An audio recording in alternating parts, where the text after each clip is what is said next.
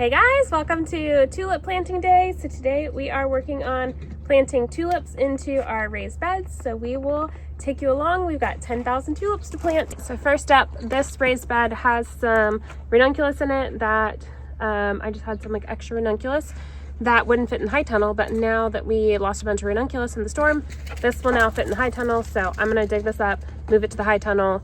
We're gonna dig this bed down to about 7 inches because I want to plant my tulips at 6 inches. So that is what I will be working on.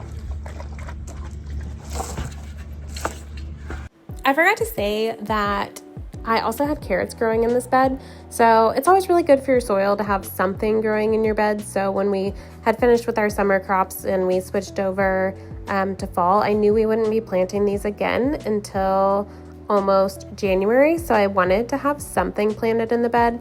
So I had planted a bunch of carrots in here and then gone back in with ranunculus around them when we didn't have spots for our ranunculus. But my only regret here is that we topped off the beds in fall, and so that meant I had to go back in and dig them out, which was really a bummer because it really did take us a lot of time. And if I hadn't have like topped off the beds in fall, then this would have been so much easier. But instead we had to take these beds and dig them out. So you can see that I'm adding soil to the other bed because I didn't top that one off. I'm pushing it down a little because I noticed that it was like really fluffy and I didn't need it that high. So we're adding a little bit of soil from this bed over to the other one so that it has some fresh compost in it. All right, we got our first bed cleaned out. So we are gonna plant, each bed will fit 1,700 of our cut flower quality size. But like we talked about in the last vlog, there are some lower quality bulbs that we got. And they are much smaller in circumference. So I think that maybe we'll be able to fit like 3,000 of them in the beds. Our beds are like 9 foot by 3 foot. So we're gonna get to planting and we'll see how many we fit. And I will be today channeling my inner Nicole from Flower Hill Farm. And we are gonna be dumping, smoothing, and covering. We are not setting them all up right this year. I'm jumping in here to say that we have 4 3x9 beds and we have 2 3x6 beds. So it ended up being 48 feet total that fit our bulbs in it. We're gonna get some marketing pictures, guys. All right, I know y'all wanna talk about planting, but I wanna talk about marketing for a minute. So you just saw me pause there and grab the camera because I went and took some marketing pictures. I'm adding in some biotone starter fertilizer, and I just want to be clear, I'm not doing this for our tulip bulbs. We treat tulips as annuals, so they already have all the energy that they need, so I wouldn't need to add the biotone. I'm adding the biotone because we have lilies underplanted in the bed that we are perennializing, so I want to make sure that the lilies get the nutrients that they need. So the compost that we put in over the top of the tulips will be that, but also want to add some fertilizer for the lily bulbs. And we'll also probably fertilize them in season. Okay, back to marketing. So it is so important that you pause when you are doing planting tasks and you take photos. I know it sounds so simple, but like yesterday when I was doing this planting, I did not want to pause and take the photos. It was actually my daughter Charlie that you can see in the video that was like, Mom, don't forget, you said you want to take pictures. So I paused, I got some aerial photos of the tulips. I had Charlie take pictures of me with the tulips. I put my phone in portrait mode. I got pictures of the tulips in the raised beds.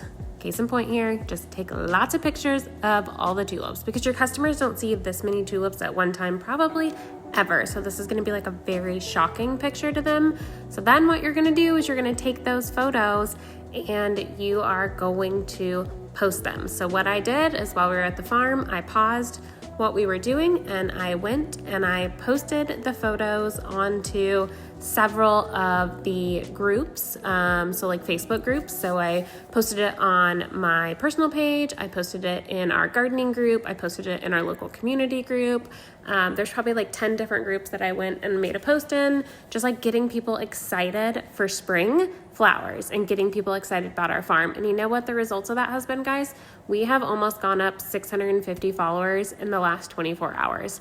That is huge for a small farm. So very, very exciting. And honestly, it's just putting me that much closer to my goal of 10,000 followers by spring. So it's really exciting. And so just as you're doing tasks, just think most of the time your customers don't see this scale of flowers very often. So take all the photos, post all the photos, gain followers. Gaining followers means gaining sales.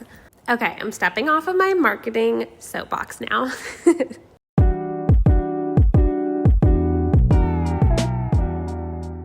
want to talk to the vlog about you actually don't actually like tulips that much? I still don't like tulips. I don't like tulips because I really, really hate processing them. yeah, And muddy? Do you hate processing them too?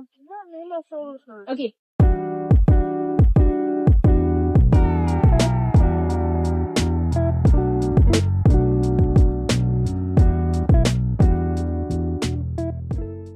well, daffodils are nice.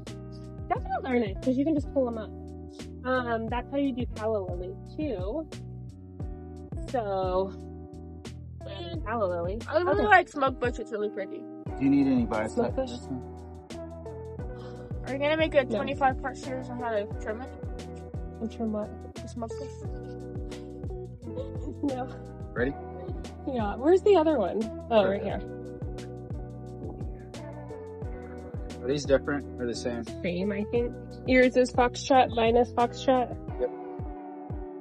Ah.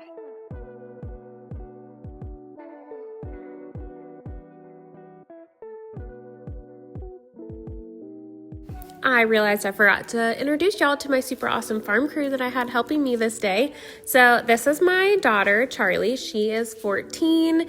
And while I don't actually have the kids come help at the farm all that often anymore, on big planting days like this, I love to have extra hands, so I do try to get them to come and help. And Charlie did tulip planting with me last year, and we had a blast. And so, of course, I wanted her to come back and help me this year. And then that is her dad, Will, that is there, also known as my ex-husband. He loves coming out and working at the farm, so he joins us pretty often at the farm. Even if the kids aren't there, he'll come out and help for the day. Him and my husband, Derek, have both been working on the high tunnel together. So it might be weird to some people, but hey, it works for our family, and I think it's good for the kids to all see us get along.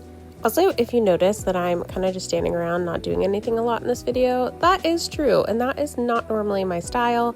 But I was pruning our hydrangeas earlier in the week, right before Christmas, and I did try to prune my finger. So I have a pretty good cut on my finger, and anytime I lift anything heavy, it tends to open back up. So that's the real reason I had to enlist help for tulip planting, because I couldn't really lift anything or shovel anything. So I wasn't super helpful on this day, but I was at least trying to be instructional and let them know what needed to happen so that they could help me get them planted.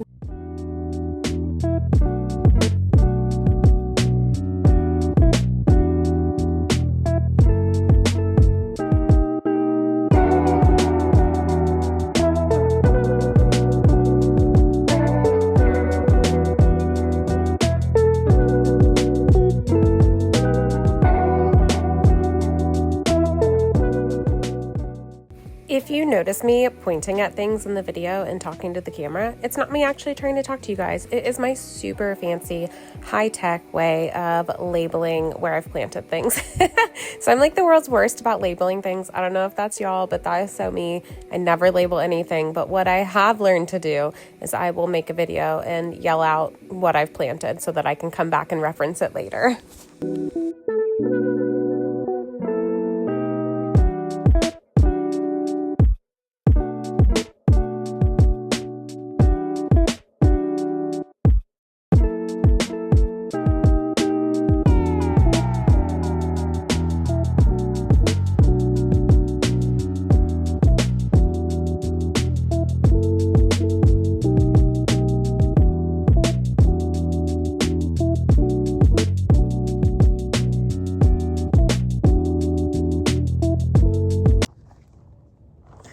Fun fact, a bassoon is called a double-reeded instrument because it has two pieces of wood, kind of like this, to make the vibrating sound. You want us to cover these? All right, so at this point, we are just getting all of the bulbs covered up with at least 6 inches of compost. And you'll notice that we are using shovels here. And our reason for that is because now that our raised bed garden area has like the arch and the fountain, we're not actually able to fit our tractor in like we were before. So we're not able to just dump the compost in the beds with the scoop bucket, I think it's called a bucket. So it did take us a little bit longer because of that, and it was definitely more manual labor, but still between the 3 of us, we were able to get all 9,800 tulips planted in a little bit over 2 hours. So I'm still happy with the time. I think that that's really good. We did it really quickly, but it definitely would have been so much faster if we would have been able to use the tractor. So if you're familiar with tulips, you can only plant them, or you have to rotate them every 7 years where you plant them. So we won't be planting them in the raised bed garden next year. So wherever we plant them next year, I will definitely make sure that we can fit the tractor in, because I think we could have got this job done in about an hour. So that's definitely something to consider when you're planning, is making sure that you can use all of your implements so that you can get the job done faster. So we're just going to continue to cover up the bulbs. So I will leave y'all here with this, and we will see you in the next one. Bye, guys. We're also trying some alliums this year. So these are Purple Sensation. I might have them spaced too closely. I don't know. We will see. And we're covering them up now.